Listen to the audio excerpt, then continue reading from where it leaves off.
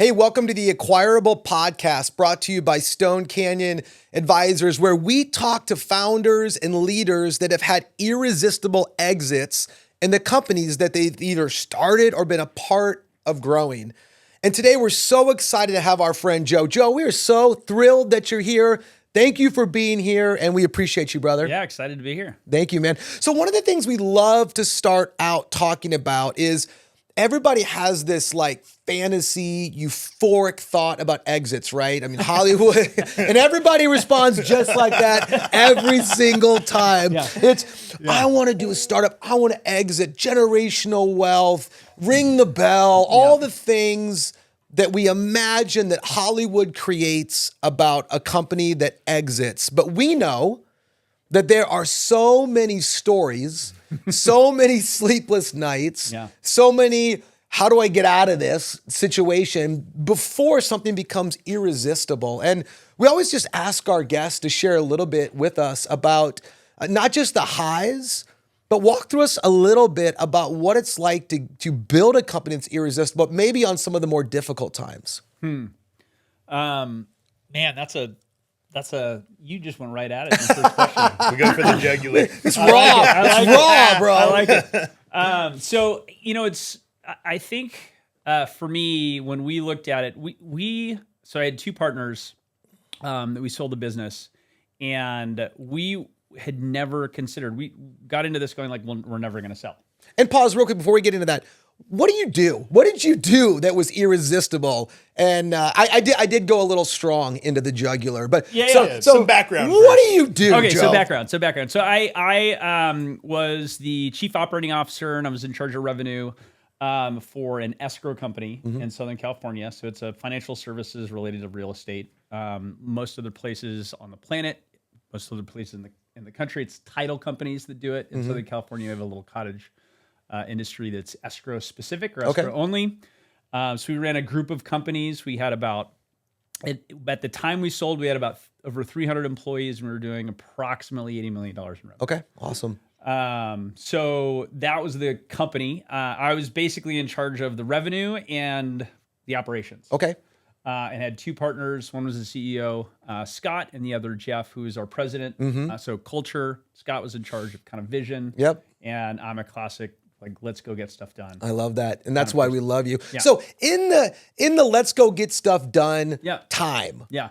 What are some of those moments that you look back at and go, gosh, man, that was the opposite of fantasy and dream and euphoria and unicorn and Hollywood stories. These were some times that really were trying for us. 2 words. In the transaction? No, anything. Whatever. I was going to say the transaction. I was going to say due diligence. Just we're very ill prepared for the due diligence. And we're going to get into that with our 4 pillars here in a minute. Sure. But That's interesting how that keeps coming up. It's so weird. There's so many things. Quality of earnings. Oh my gosh. Q of E. If I hear that one more time, like I wake up in cold sweats thinking about it. So I think just in terms of building something or implementing any change, you kind of go through this evolution in your thinking on what do I want the company to be, and you have to get really clear on that first, and then you're just like, okay, well, shoot, if I want to get there, you have to understand and have a really healthy assessment of where you are, and then you got to be like, oh crap, we might need to change some things. Yeah. And it's in all of the little decisions that you have to make to try to be great. If you have ambitions, sure, that make it really, really difficult. And it could be like, hey, we don't manage our data correctly so that we can give the right information to our sales reps to make good sales calls. Well, how do I fix that problem? Right? It's interesting that you say that. What is Brad was just on with us recently, and what was the analogy he used for this exact same thing? Melt the snow. Melt the snow, find the stumps. Yeah, which is such a Brad way of saying that, right? That is absolutely a Brad way of saying it. Yeah, that's a great analogy. Yeah. Yeah, and so you found that and I love what you said, like, because here's the thing, everybody wants to get here. Or there, I should say. Everybody wants to get there. Everybody wants the exit. Everybody wants I think when you exited, what did you take a year and go follow your favorite rugby team around or something like that? Did a world tour. Yeah. Did a world, everybody. Yeah. once and exit and go do a world tour following their hobby around. Yeah. That's the there. Yeah. But the reality of having to stare face to face with the here. Yeah. The here. That's the thing that I think leaders and owners are. Why do you think they're scared to do that? What is it that you found even in that process? You're like, I don't want to look at that.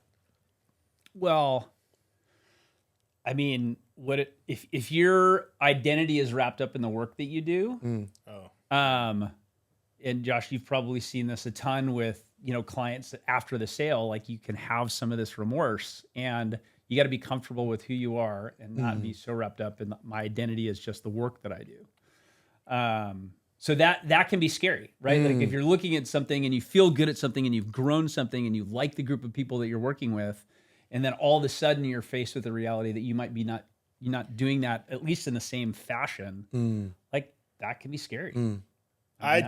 I totally agree with what you're saying. And I've seen it for years now when people want to exit and they come and they're talking to us about wanting to exit, and the conversation starts very technical, right? Like, what do we need to do? How big do we need to be? Who's the buyer universe? What's the price? Then I'm thinking about what I'm going to do with it. Yeah. And it quickly gets to like, where's your identity? Because that's what's going to stand in the way of an exit, is if your identity is wrapped up in the business. Yep. We were just with a client a little bit ago, and we were sitting with the CEO and prepping for the buyer seller meeting.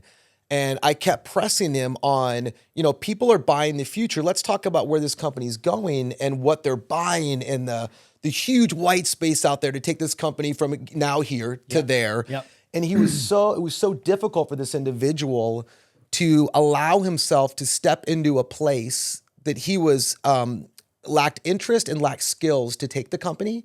And it was like, you could just see, it's like, my identity isn't in there. I don't want to talk about that. We're not going to deal with that. And it's like, brother, like they're buying that. Yeah. And so you realize, I think the point that I think is so important to realize is I don't think people realize how much their identity is wrapped into the business. I don't think they have a clue. 100% agree. 100%. I think you have to revisit it every year if you're a leader. Like, how would a leader do? Like how do they do that? Well, you got to have people that are you got to surround yourself with people that are going to tell you what they think. And if you're getting too wrapped into it, and I think it's asking yourself the question, whether it's going through your own kind of goal setting process every year. That's like, who do I want to be? How do I want to show up? Let me ask you a question. I love that. Who do I want to be? How do I want to show up? Those questions have nothing to do with the business.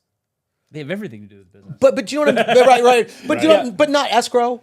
No, right? that's true. You know what I'm saying? Like this that's is like, true. wait a minute. Listen, you're not Joe Escrow, right? Like No. you have an identity outside of the business. And who do I want to be in the world? A father, a leader that has empathy.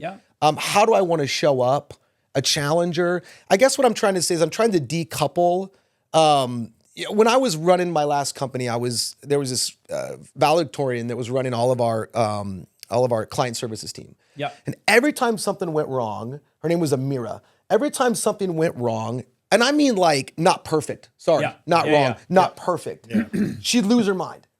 And so one day I called her up and I said, Amira, can I ask you a question? And I didn't know a lot about her in terms of her scholastic profile. And I said, Amira, I have this question. Were you a straight A student?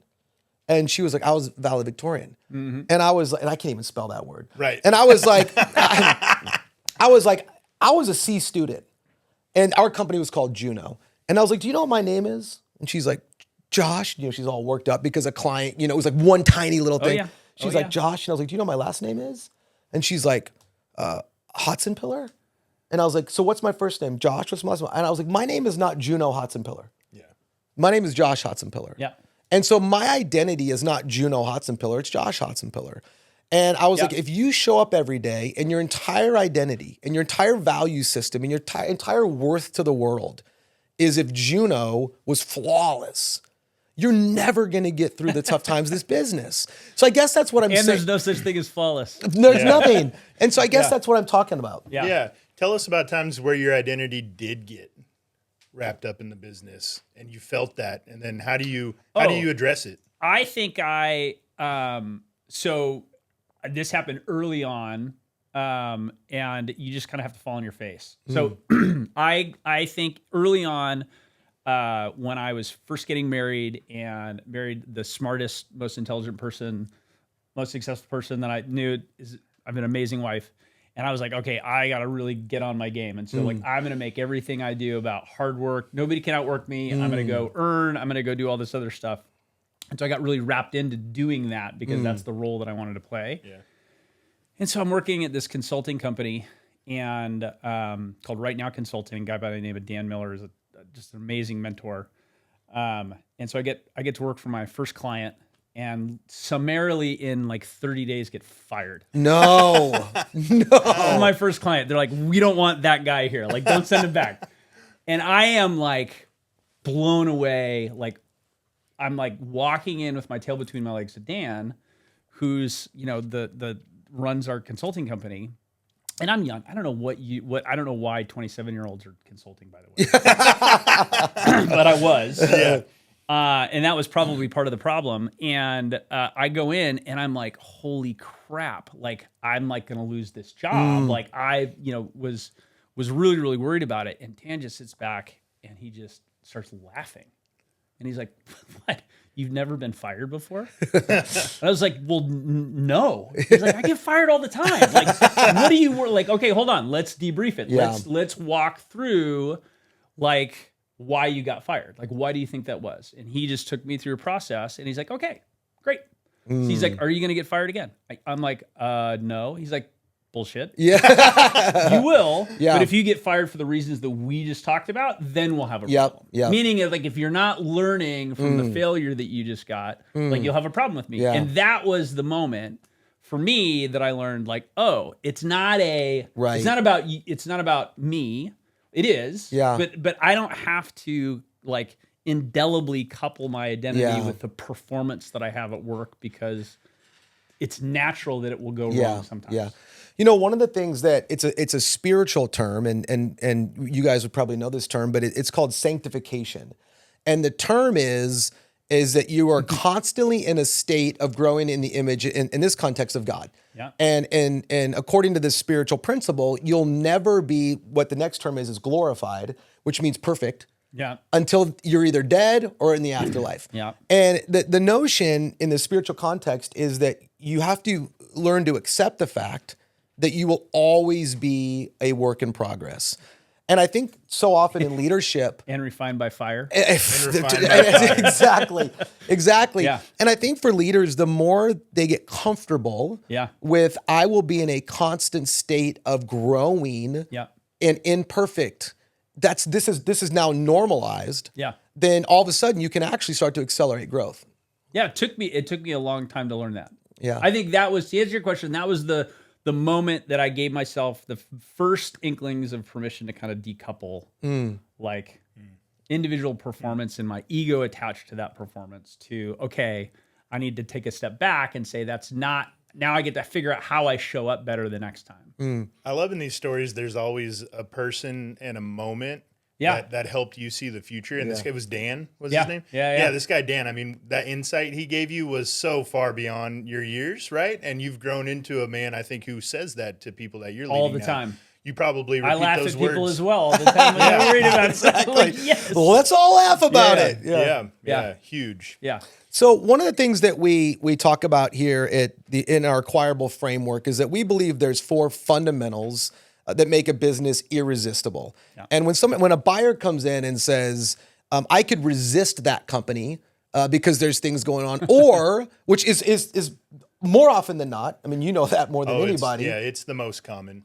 Yeah, I'm not interested, not yet, not ready. Or a buyer comes in and goes, holy smokes, man, this thing's ready. And we talk about 4 pillars, and we're going to kind of walk through those. We want to dig in a little bit of your company and what you went through, but it's efficiencies, financial, culture, and scalability. And when a company is running efficiently, when their finances are dialed, when they've got a culture that says, man, people want to work here, people are craving to work here, it's not hard to recruit talent. Yep. And when there is repeatable, predictable sales and moats, you go, we're in. Yep. Providing that the category is still thriving in existence. I mean, if there's market fit, there's appetite. Yeah. Right. If you're producing CDs, or whatever, you're out. But so has that business gone somewhere? Yeah, exactly.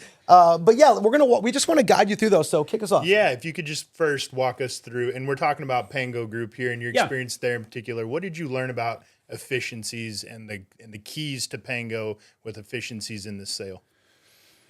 So that was probably, so I was almost 10 years at Pango by the time we got to the point where we're selling, maybe 9.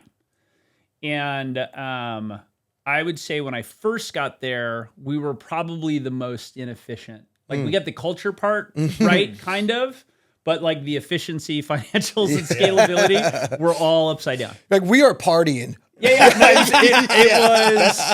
was. That is what you call that situation. Yeah. It was. Yeah. They're partying. The market was booming. It was lots great. of beer, lots of shuffleboard, and like nobody knew. Like the great. So get this, and you've been in sales. You understand sales.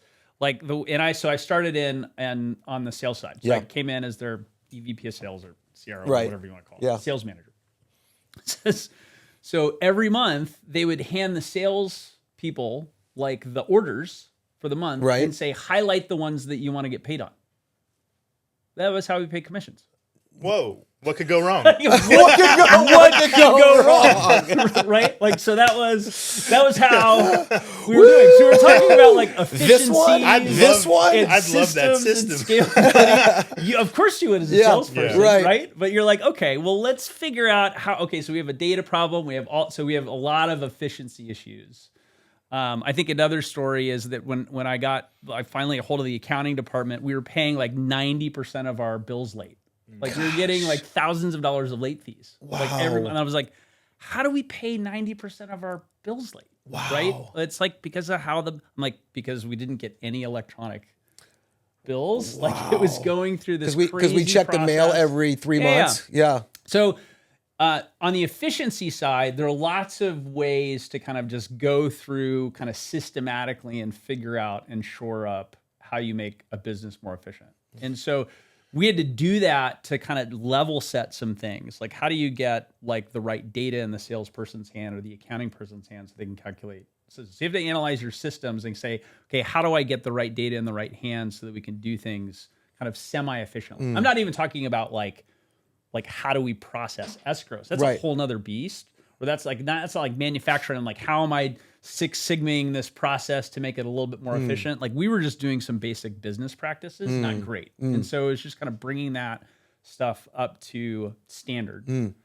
And then it's realizing that, every time, like every growth period you have, and I heard this once and I keep forgetting the name of the concept, but it's like the rule of 1 in 3. Have you guys heard about this? No. I feel like I heard this on like a Tim Ferriss podcast like 10 years ago. It's a rule of 1 in 3. And so the concept is every time you get to one of those thresholds, like 1-person company to a 3-person company, 3-person company to a 10, 10 to 30, 30 to 100, right? So it's like 3x. 1 million, 3 million. Yeah, like it's kind of like 3x. What happens is all of the systems that you created all of a sudden break. Interesting. So the same way that you do sales when you're a 3-person company is different than when you're a 10-person company. The same way you can't communicate the same way. Right. You can't. So all the things you have to reevaluate at each of those kind of milestones. Interesting. Or at least you need to be open to reevaluate. To challenging them, yeah. And so I think so from an efficiency standpoint and a scalability standpoint on the bookends of the acquirable framework, is, you take a look at how do you do this baseline, the core stuff right. And then for scalability, you got to think about reinventing yourself every kind of couple of years. I mean, you can think about it in the software world, 100%. right? Where it's like, okay, well, we started off by doing this and now we have this many people and we need to all of a sudden change our ERP software, our HR software, or our accounting software. We were on QuickBooks Online, and now we have 8 companies. Like, what do we do? I remember leading the software company, and all of a sudden, we would hit growth levels, and the software would start breaking. And I'm like, what happened? Yeah. What did you do? We didn't do anything. Yeah. Something happened. And I'm not a software developer. I was kind of the visionary CEO, and so I couldn't go in there and study the code, but it was like all of a sudden, it broke. Yeah. And you're like, why did it break all of a sudden? But it's a fascinating thought. Yeah. I've heard the story about the accounting department from you and the bills and the late pay, and I think it involved the whiteboard. I just want to hear that story again, if you could share it with HOTS. Yeah. So I think this was in the context of like, how do you then fix that, right? So you have to figure out what the root cause is. But the main point is really like, how do I create a culture of accountability within a company? Right. And the way that we did that was like, okay, well, the definition of good. So the first thing we had to do is define like, well, what's good, right? Right. Like, well, in my view, 98% of the bills paid on time is good. Not 98%. Let's just flip it. Yeah. Let's just flip it, right? Like, but we can't do that tomorrow. Like, I can't go in and expect my 3-person accounting team to all of a sudden get it right. And so we had to kind of progressively kind of get them there. And so we had to make it important. We had to make it transparent for everybody. We had to have them participate in the goal of saying like, hey, so for the month of July, we're going to get to 50%. Right. And we're going to write 50% on the whiteboard in the accounting department. And then we're going to have somebody own that number. So somebody's responsible for writing what the actual number is on the whiteboard. Yep. I mean, then we get to revisit that. Yeah. And then the next month was, 60% paid on time or 30% paid or 40% paid. Right. I can't even fathom coming home to my brilliant spouse, as you've defined her, saying, babe, we got this crazy goal. We're going to pay half of our bills on time. Right? But that's not the definition of good over long term. That's just the definition of good for this month. Right? No, for sure. But you're right. But you got to take steps. Yep. It's like the run, walk, crawl. Yep. Crawl, walk, run. Yeah. I tend to try to run first. Yeah, there you go. That doesn't always work. The thing I love about that, and I see this all the time with founders, CEOs, is we want the perfection right away, right? We've already talked about that here. And the key is just getting started. And I've seen so many times where that first step is figuring out what the number is, where we're at right now, and then just putting it on the whiteboard for everyone to see. Yep. Because those people, they want to win too. And so if you just put it on the whiteboard and tell them what a win is, they will move the needle themselves. Transparency, man. Do you know what I think lacks in leadership a lot is, I had this great leader, and I'm see if I can get this right, but he said, don't give directives, give objectives. And so in other words, when you just direct people to do stuff and say, do this 100%. versus like, I want you to solve this, and however you solve it, like you have elasticity to do. Like, so directives is just barking orders, but nobody really ever learns to think critically. They never solve problems. They never build 100%. That muscle. So I think that's huge. Next pillar, financials. So tell us, and you've already told us a little bit about the pain there. You winced when we said Q of E. So tell us about financials and what you learned there. So financials, so everybody needs to do financials. You have a CPA. They're really not good at Q of E or understanding that. I think that if I had to do it all over again, and if the next company that I do, like what I would do is I would work with somebody like you, Josh, and say, like, I'm just going to set up a data room, and that's how I'm going to run the financials of my company. Because the pain of going and trying to find everything, I thought we had pretty good organization around our financials over time. Like we got them on the 5th business day of the month. We had a regular calendar. They were fairly accurate. Like, so we had a good accounting for everything. We understand who our biggest vendors were. We had a lot of the tools in place. Which, for benchmarking, is better than 98% of companies of that size. Yeah. I mean, I thought we were doing a good job, and then I ran into the meat grinder that was the data room and the QV and the level and depth of questions that they ask. And we had the information, but the amount of time, attention, and detail it took to get all of that for a buyer was distracting to the business at best, and super painful. Especially because I remember looking at it and being like, man, if I would work with Russell and just organize it a little bit different at the outset, we would have had a different, I think, experience in that. Two questions, because I think a lot of folks that are early in this stage, they always ask me this, like, why are financials like so grinded so hard? Why is it such an arduous, why is that such a thing to get every little tiny thing? And I mean, I think we all know but just tell us, like, why do you find it so important to have that dialed?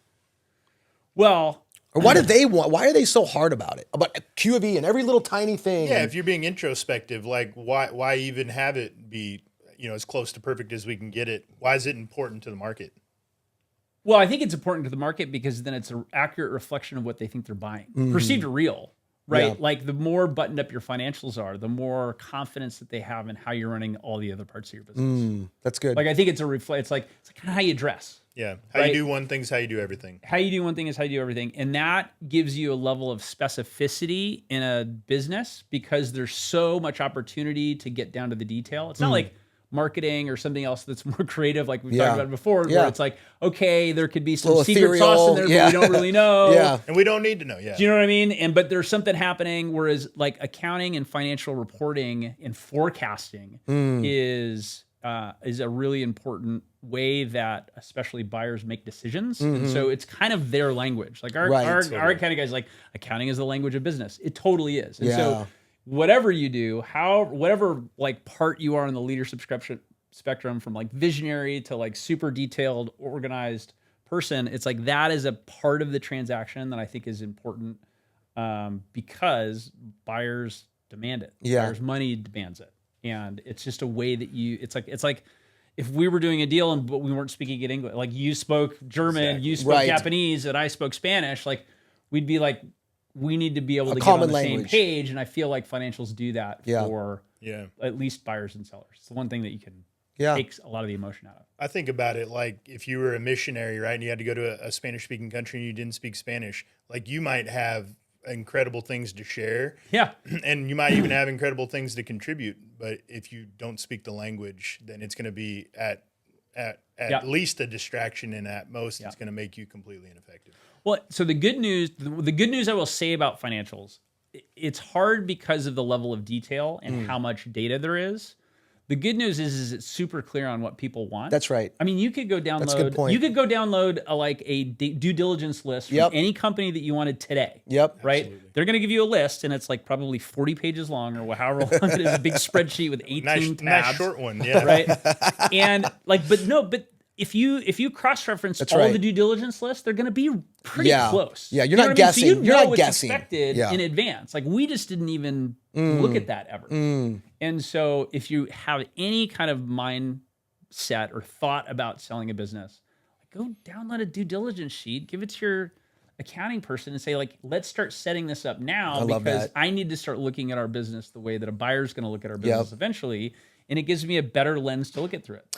You know, it's funny. My kids are they feel scholastically like I do. Yeah. Like, why am I doing this? Like, why am I going to school? And my son's like, Dad, I'm never going to use this math. How many times have you heard how am I ever going to use this in the real world? Blah, blah, blah.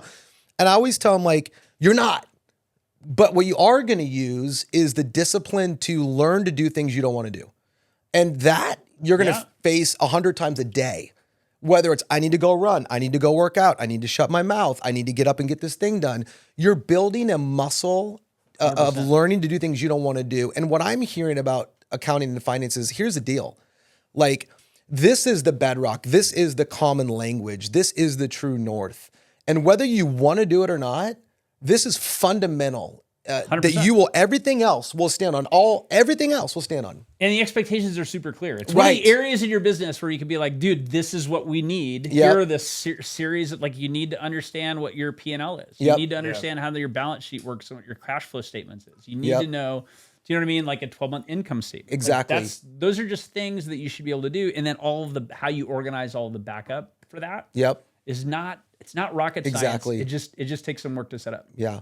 And I think for a lot of companies, they don't want to look at it. It's not as pretty Ignorance as they. Is bliss. Exactly. Ignorance is bliss. I don't really want to know how much we're making. Exactly. We're doing fine. You know, we're doing fine because we're paying 98% of our bills late. Well, one of the other things that I think is really interesting is, like, you'll have owners, and as soon as you start to get kind of transparent and you want to scale and you want to get to this, all of a sudden what you need to start paying attention to is your profit. And owners get really nervous about sharing their profit is. And sometimes they get ashamed of it. Of course. Sometimes they're worried that people are just going to ask for more. Yep. But it's really just about articulating, like, this is what the business is for. And when we make, like, the way that we approach this at Pango Group is we said, listen, we want to be a profitable company. It's why we're in business. We don't want to just break even. If we break even, we put everybody at risk. Yep. Right. But if we get to this threshold of profit, like, we get to make all the unprofitable decisions we want. Exactly. Yeah. Like Which we can spend X amount on the Christmas party. We could swing. Do For the you know what I mean? fences Like on we can something. swing for the fences, but that only comes if we're being disciplined in Exactly. all these other ways. Yep. Like we can do things like match your 401k. Yeah. We can do things like cover all of the health insurance, Yeah. like increase costs. But we can only do that when we're running a smart and profitable Exactly. business. And so when you think about that, and being able to position that and talk to it, then people are like, yeah, I want us to be profitable. Exactly. And it changes the whole. Which leads us to our next pillar, the unprofitable one, culture. So Oh, it's the most profitable. I know that's the best love answer the way right he says there. that. That's It is the most profitable. Why is culture the most profitable? And Culture costs money. Culture costs Yep. money. I used to tell people this because when we were at the top of our game in the market, we would hire competitors, and sometimes their compensation structure would be less than what they had, yeah, but they'd have the opportunity to make more. yep, Right. So in our conversation was like, hey, listen, like the reason why you're unhappy is because you've maxed out Yeah. this thing at your current company. that's good. And they're not giving you the support and all of the things that you need. And you're talking to us because we have all those things. Right, yeah. And all those things cost money. So let me ask So you. we need to just create a win-win. Exactly. So that it makes sure that we can kind of continue this. And if you want to talk to 3 people that thought this and now we're making this, then we Yep. can talk about it. So we always have so many wonderful culture questions, but you've got me thinking now. How with the rule of 10x, with how did you see that in culture play out? So we had 3 employees, now we've got 10, now we've got 30, now we've got 300. What Yeah. did you see in terms of culture change or culture So infrastructure? There's growth. I would view it, if I'm looking at the Pango Group in our kind of evolution, I would look at it in kind of 2 ways. You have like progress and maturity. Okay. Right. So progress is just saying like I'm growing, I'm doing things, and I'm getting bigger, or I'm bringing more revenue, or I'm increasing Right. my margin, or I'm getting more efficient. And that's all progress. Yep. Right. And all that thing is positive. I think maturity is looking at and how we do those things and figuring out, are we doing that with all of the things that we say we want to do it? And that started, so that was a progression, because at first we were like, okay, well, what's our mission, vision, and values, right? And then are we actually living by those things? And we'd ask people. That's good. We'd say like, hey, listen, do you think that this is BS? Because if it is, Right. like we got work to do, Right. right? If it's not, and so that took time and maturity for people to understand Right. that like values were not just words on a wall. They were, Right. it's how we made decisions. Yeah. Then we had to say, okay, that just came from the leaders, but then other people, you have to start hearing other people say Exactly. it and explain values, Yep. not just you as a leader. Yep. Like when that happens, you're like, okay, we're Yep. maturing. Yeah. We're getting there. It's Yeah. like when your son tells you when Yeah. they're How in we do college, things, yeah. like the thing that you told them, like, Yeah. There it is. you did it. You did it. Totally. What? Yeah. Yeah, exactly. And It's you stuck. see early glimpses, and it gives you hope. Like my Yep. son the other day was like, "Hey, Dad, after dinner we put our dishes in the sink," Yeah. and I'm like, "You're right, we do." Yeah. I am terrible at it. And Yeah. admittedly, I'm the worst. And now You're but we've- exactly right. Yeah, he's told me now, and the culture goes bottom down, but it also, most importantly and most powerfully, It gets goes bottom up. reflected back. Right. Good It way gets to put it gets reflected back. And so once you get that, I think then it's determining, because the way that we first started talking about it was like, oh, culture, we had that, we were partying, right? Yeah, yeah. It was fun. Yeah. So it was a great place to work. Like people liked it. Yep. People worked there for a long time, and we didn't make any money. Right. Right? Nobody was held accountable. Yep. There was no follow through. But everybody was left alone, and it was great. Yeah. To make it amazing, that was be an acquirable business, we had to shift that without losing the positive sides of the culture, but getting rid of the negative parts. So culture happens. If you can't articulate what your culture is, Yep. like here are the components of our culture. We're an escrow first company. We're data driven. Yep. Right. We're people before profits. We're, you know what I mean? Yeah. We live by our values. Yeah. So those are the things that we would say that's the components of our culture. Before we had really articulated and started stating those things, it was happening to us. Right? Because you already have culture in your company. It exists already. Absolutely. And you could ask everybody what it was. And when we went around and asked everybody had a different answer. Exactly. Like, crap. Yeah, this isn't going to work. Everybody knew the values, right? Everybody knew, like we got that part down. Like That's so that they were interesting. telling us to put our dishes away, right? Yeah. But the culture and how that showed up all the time varied from place to place in a way that we weren't super excited about. But listen to what you just said. This is so important. There is a difference between values at times, and there shouldn't be, but there is a difference between our values and our culture. And they shouldn't be. Right? Like that's, I mean, your culture should reflect your values. Like, right? We should have that congruency of if we value this, then we have a culture. There should be alignment. Yeah. Like, meaning the values are the things that are the immutable things in your business that are your ways that you make decisions, your hiring and firing based on these things. And you just want to see those values demonstrated in the behavior of your people. That's exactly right. Right. And those should be in alignment. 100%. And the only way that happens is when you have cases that you can point to where people call people out for not living by their values. That's when your culture changes. That's good. That's good. Is when people get to say, hey, one of our values is grace and kindness. And Joe, you were in that meeting and you were kind of an asshole. And I've had that said to me. Sure. By not like somebody that reported to me, but somebody under them.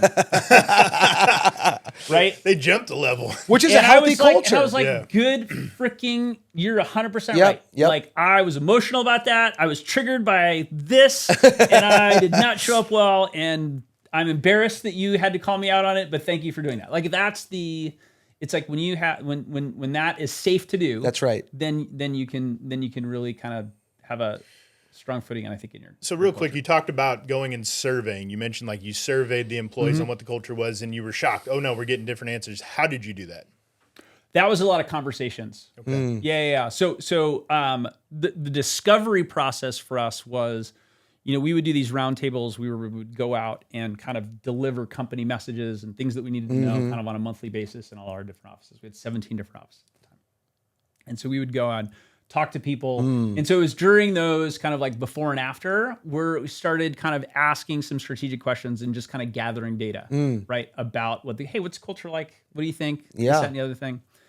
And then once we determined that here is what we feel like our culture should be based on what we're hearing, what are the good things, what are the not good things? Like, you don't follow up, right? Like, that's not a good thing. Right. But that could be part of it. Sure. And you're like, okay, I want to change that part.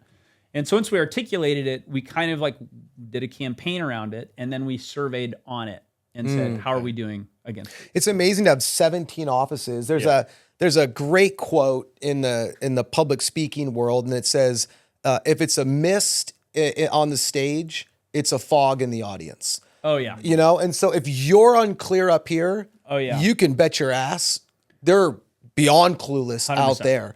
And that space of like, we cannot be foggy. With the clarity of how we do, we can't just have a mist, I should say. We can't just kind of put it out there. I mean, it's got to be clear, especially when you got 17 offices floating all over the place. So final question here before we get into scalability. What did you learn? Because you think about this, you got one office, you're splitting pizza. It's easy. Everyone's having a good time. Everybody come in the office, you check in with everybody. Yeah, now you have 17. Like, how did you scale culture? So that takes work. And so that's not efficient, actually. Right. So this is when you say that culture costs, this is one of those costs, is we made an effort to be in the offices. And we had to be in the offices to talk to the people. Right. All three of you guys as owners? We would divide it up. Okay. So it wouldn't be every month, all the time. But yeah, we would do, and we would lead roundtables. Yeah. Okay. These roundtables were just company meetings. They were half an hour to 45 minutes. That just said, hey, here's what's going on. Here's some education. You know what I mean? Like, here's kind of what's happening and some news. Here's what you need to know in this office that's specific.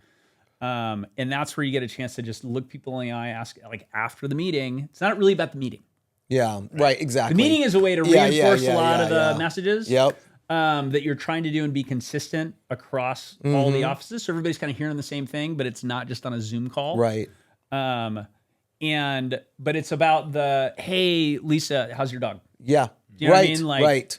And it's having all of those conversations. I think what is really hard today, it's harder today, because that was just normal. Everybody just going to the office, right? Yeah. Like you could roll in a whiteboard in the accounting department. Everybody was there. You could write a number on it. Yep. right now you have to figure out different ways to do that gives you the transparency and you connect with people in a much more remote environment. So Joe, I'm a CEO of a company.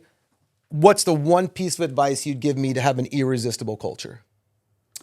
I would say, one piece of advice, it's going to be 2 parts then. I would say make sure that if you have values that you've written on a wall and you're telling people that you're 100% living by those and that you're giving people permission to call you out when you're not. That's good.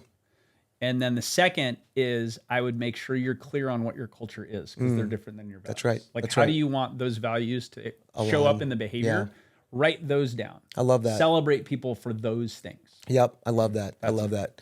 So when you build an irresistible culture, you're efficient, your finances are dialed because that's the bedrock. Yep. Your culture is when your values and your culture align. Yep. So that's incredible. All right. At the end of the day, people really are buying the future. And they're saying, wait a minute, we love what you've done. That's fantastic, but we're not buying what you've done. We're really buying what you're capable of doing because that's why we're investing at a multiple. What did you learn? And talk to us a little bit about scalability, predictable, repeatable sales, moats. I mean, give us some insights into how you created true scalability. Yeah. So I think this is a hard one. Not the scalability part, because that has a lot to do with, does the system that I'm currently using, can that take on more? Right? Right. And so that has directly to do with, what kind of people you have, what kind of processes are having, what the market size is that you're going after. Yeah. Right. So all of those things are kind of known entities, and people have done lots of studies on those, and you can kind of figure that out. Right. I think what was hard for me was trying to tell it so we would have a way of talking about our business and sales and all that kind of stuff. And everybody wants to hear about, at the time, like monthly recurring revenue. You know what I mean? Story of my software life. Yeah. Yeah. And so how do I translate like what the lifetime value of a client of ours is when it's kind of a referral business across, you know what I mean? Like you have this variability, like they look on paper like they're all the same, but they're not. Yeah. And the level of data and storytelling was a lot more nuanced that I think I had realized going into how do I articulate that to the buyer exactly in a way that they understand. So it was like, it wasn't how do we scale? It was like, how do I articulate how we're doing that in a word that you're understanding. So I gotta get my translator out. I get it. And it wasn't necessarily just like it wasn't the easy financial things that we were talking about. I had to translate things on the financial, the balance sheet, or our income statements to here's how that's showing up. Here's how we're drawing a moat around it. And it was linking it back to how do I project this in the future? So we were with a client a while ago and we sat with them and I said, listen, I need to understand how you make money. And I need to understand how we can predict how you're going to make more money. Yeah. And so they started showing me their charts, and there were these spikes in the charts. And then the next year there was less spikes. The next year there was less spikes. And I was like, wait a minute, what's happening here? Yeah. And so we started whiteboarding and we started defining how we could predict repeatable growth. And it was a products company. So it was, in my world, it was really simple. Yeah. Long-term contracts, it was software, it was MRR, it was, we have their data, we know the LTV, it was all clear. But for products companies, it's very difficult to say, hey, wait a minute, like how do we do this? But I love what you're saying because there is a story. You didn't get here by accident. Yeah. We know that for every client we get, we can prove that we get 3.2 referrals.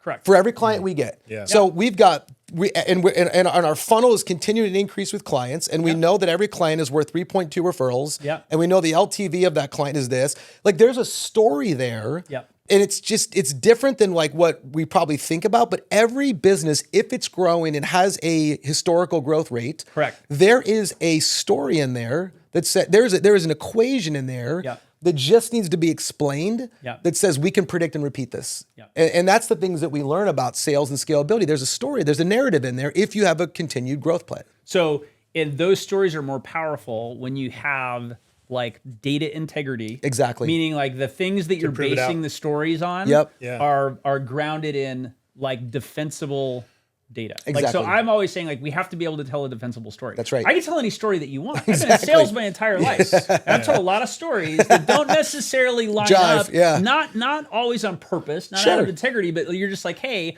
I took 2 data points. Yes. And so I took it here because that's where I thought it Exactly. was going. And Yep. maybe my assumptions were wrong. And so I think that there's this whole data collection that you need to be really good at. Yep. And that will help inform and make you tell more powerful stories. Yeah, yeah. So when it comes time to be in the middle of the transaction, we at Stone, we have kind of 3 things that we say make an M&A transaction go through smoothly. And one of them is incredible storytelling. Yeah. Another one is that from a data perspective, at a due diligence perspective, nothing gets in the way of that, right? Yeah. We told the story. Now from a data perspective, we can prove it out. Backs Yep. it up. Yep. Yep. 100%.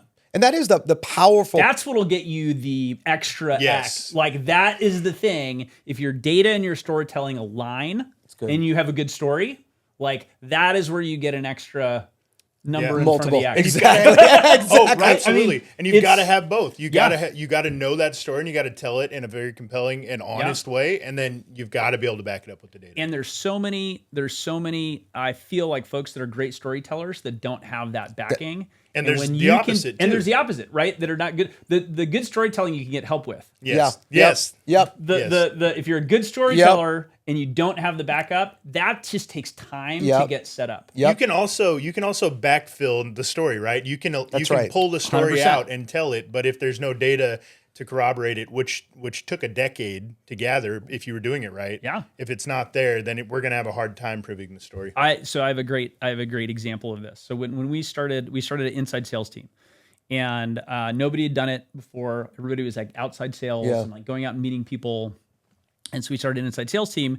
And the way that we started it was like, okay, we're going to go after people, leads that are not in an outside sales team's territory, because that's going to just light the world on fire. We're going to go after lenders, right? Because there's so many, like that's going to be like, oh my gosh, it'll be so great. And they're not really regionally, like they're not in a territory.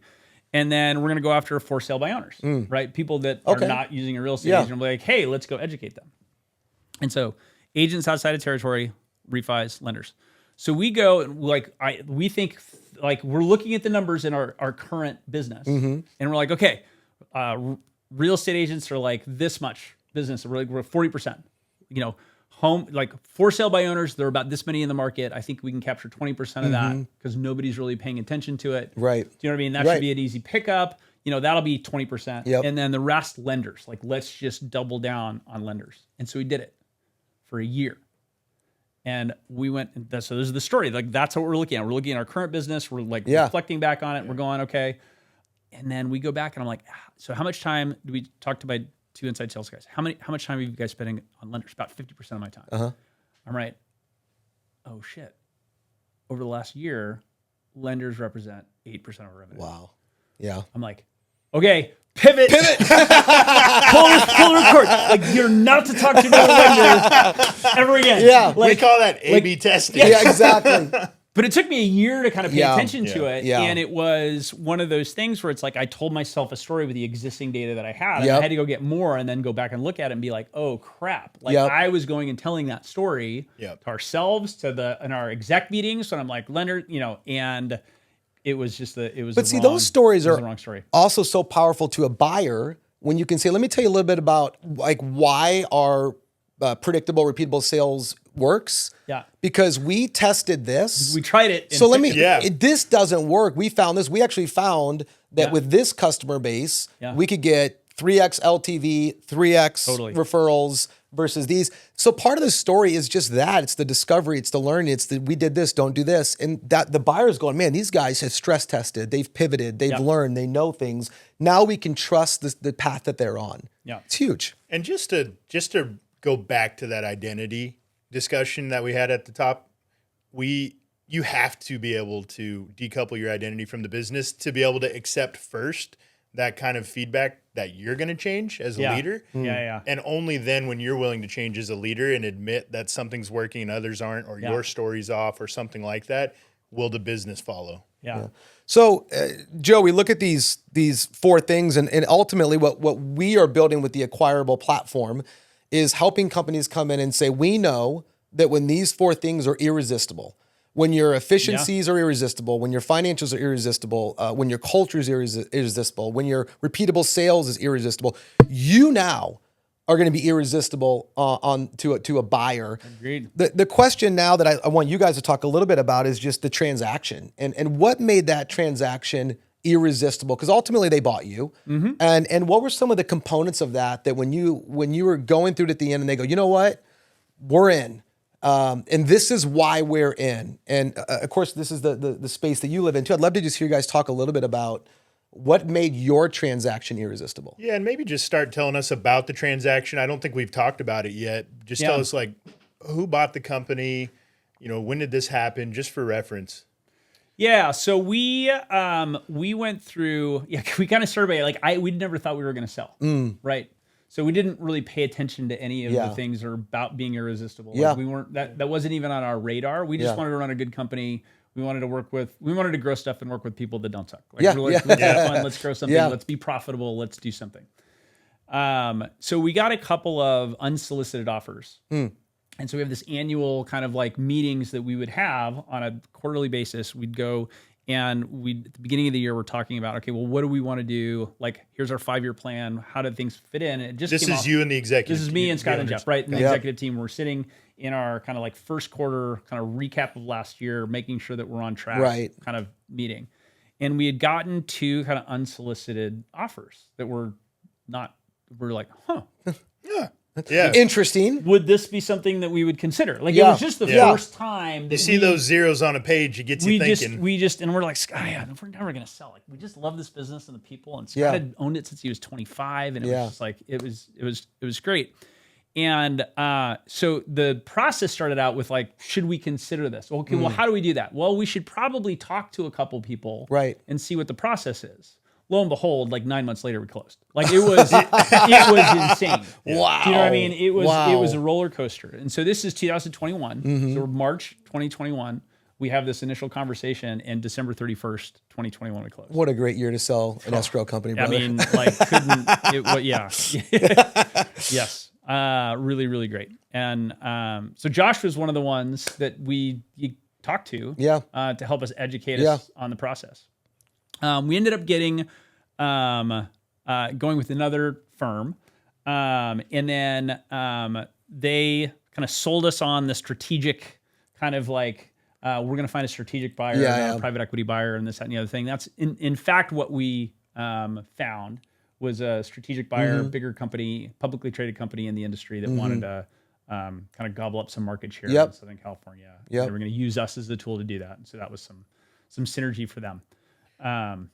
Talk about those gut-wrenching moments. Like it's 9 months and we can say like March it started, it closed December 31st, and to the person who's never been through it, they're like, oh, that's fast. And maybe they even think I'm shocked. Oh, it's an emotional roller coaster. Yeah. Tell us about what you went through. So at the beginning, it's just like, how are you going to market yourself? And how are you positioning? And it's all this fun stuff, right? Like you're like, okay, like this is, and you're dreaming. It's like when you're listing a house, right? Like you're like, let's get it all nice. We're gonna change the curtains here. We're going to declutter. Right. It's going to be so fun. Hots is in the middle of selling a house right now. So if he winces, that's why. What a joy. Yeah. I think it's a fairly decent analogy. Yeah.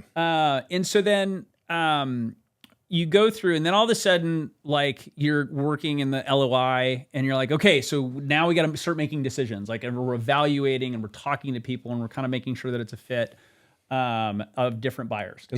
Ostensibly investment bankers comes in and they help you interface with several buyers. They're competing, and so now we're having a conversation. Right.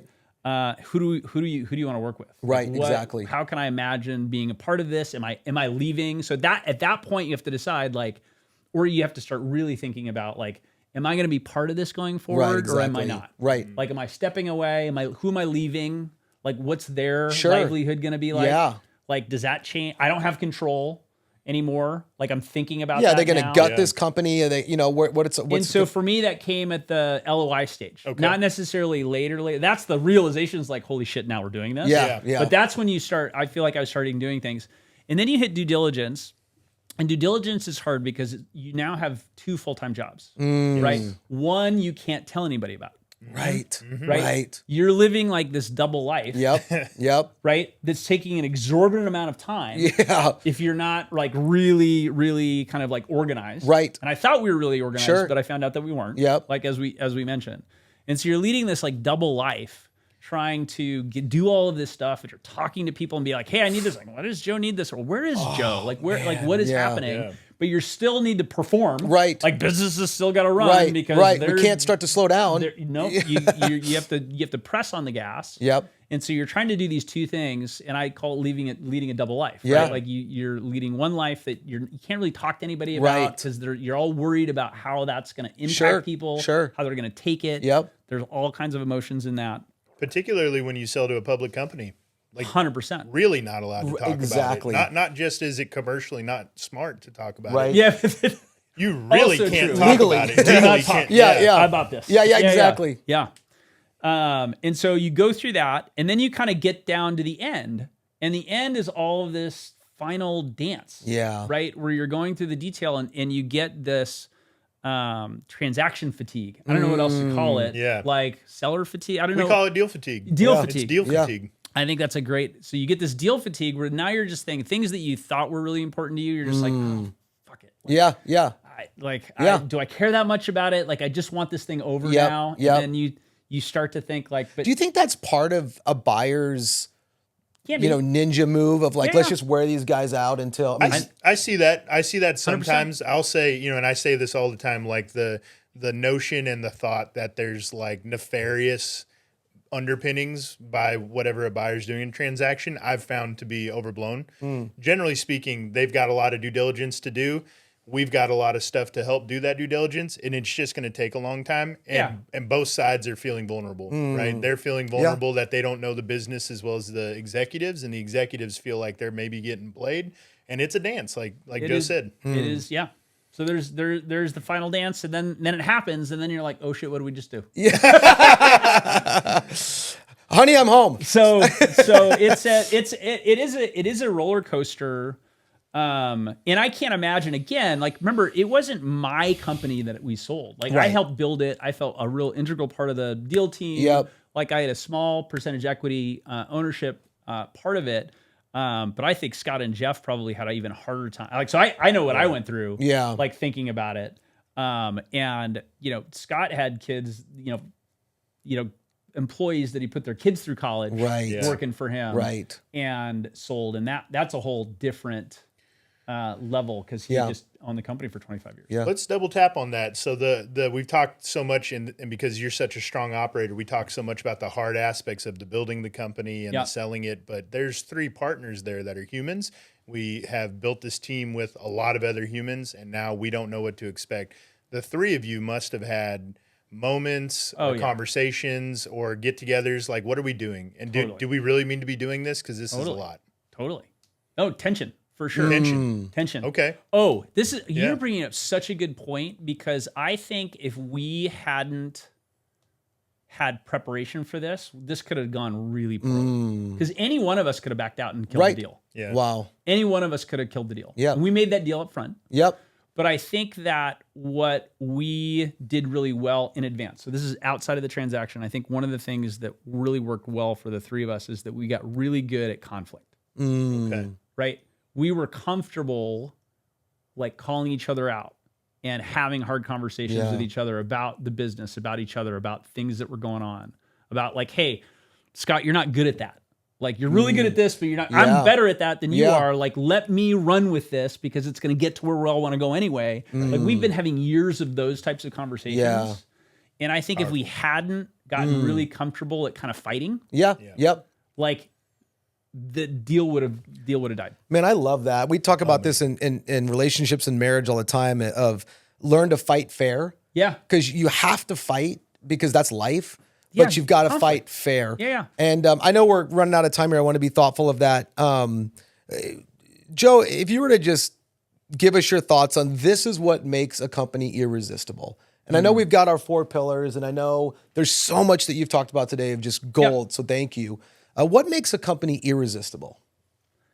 I think you've done a really great job of outlining the kind of the 4 areas. I think for me, if I were an acquirer and looking in that seat, I'd want to see something. I think the culture part, like there's some magic about a well-operated company that has people that just want to see it continue. Right. And so when you can look at a company and want to see it continue regardless of whether the owner's there. Right. Exactly. Right. It's good. Like if I'm looking at that, you can have these guys. I think Jim Collins called it like level 5 leadership in his book, Good to Great. Yep. It's like when you have an environment where people get passionate about what the company is doing. Yep. People are passionate about escrow is not that exciting. Right. Let's be honest. But people loved the company and where we were going. And if they want to see it continue, like I think there's something that's irresistible about that. Even if like it may not be super perfect on the financial side or super perfect on the scalability side. Yeah. If you can have that kind of momentum there's with a magic. the people, there's a magic there. And I think that pays off big dividends. I love that. There was another author who I'm blanking on, but he wrote a similar book to Good to Great, and it was kind of a good to great for middle market businesses like Pango Group. Yeah. And he called that same thing, like level 5 leadership. He called it crowning the company. Yeah. So you're the owner, and your job is to crown the company and make this about the company. Yeah. Which is absolutely. Meaning like let it operate on its own without, if it can operate without good. me, that means I've done a good job. Love that statement. Right? In making sure that the company is perpetual or, you know what I mean, has the ability to kind of exist. So good. Hey, we're thrilled that you took time to listen to this. And Joe, goodness gracious, man, thank you for spending time with us. I think we are such the recipients of all these. And we just, I know I leave these every time going, oh my gosh, like what a great thought. We're going to implement that. I want to think about that going forward. We're excited to help you and to support you and to challenge you and encourage you to build a company that's absolutely irresistible.